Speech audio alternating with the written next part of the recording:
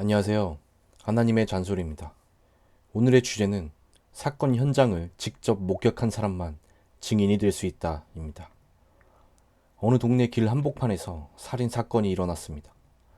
곧바로 경찰이 수사에 나섰고 그 사건을 직접 목격한 사람을 찾기 시작했습니다.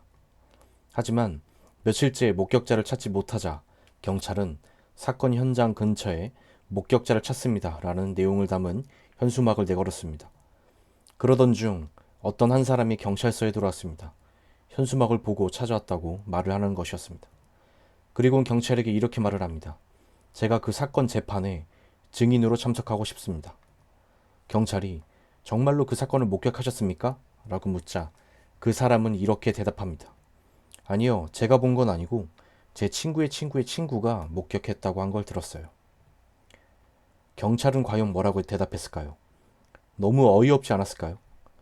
저 사람이 정말로 재판의 증인으로 참석할 수 있을까요? 사건을 직접 목격한 사람만 증인이 될 수 있다는 것은 다 알고 계실 겁니다.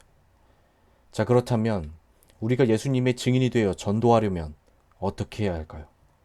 마찬가지로 내가 정말로 예수님을 만나야 예수님의 증인이 될 수 있습니다.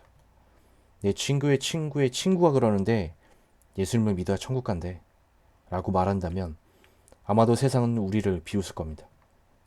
증인의 자격이 없기 때문이죠. 예수님을 만난 예수의 증인은 저렇게 말하지 않을 겁니다. 내가 예수님을 만났는데 너도 꼭 예수님을 만났으면 좋겠어 라고 말하겠죠.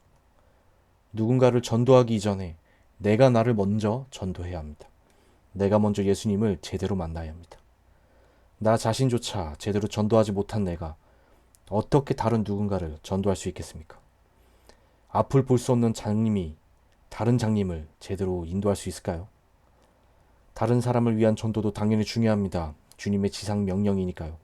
하지만 순서가 잘못되어 있습니다. 내가 나를 전도하는 게 먼저입니다.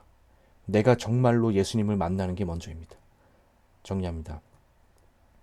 사건 현장을 직접 목격한 사람만 법정에서 증인으로 채택될 수 있습니다. 마찬가지로 내가 정말로 예수님을 만나야 예수의 증인이 될 수 있습니다. 저는 교회 다닙니다. 와, 저는 예수님을 만났습니다.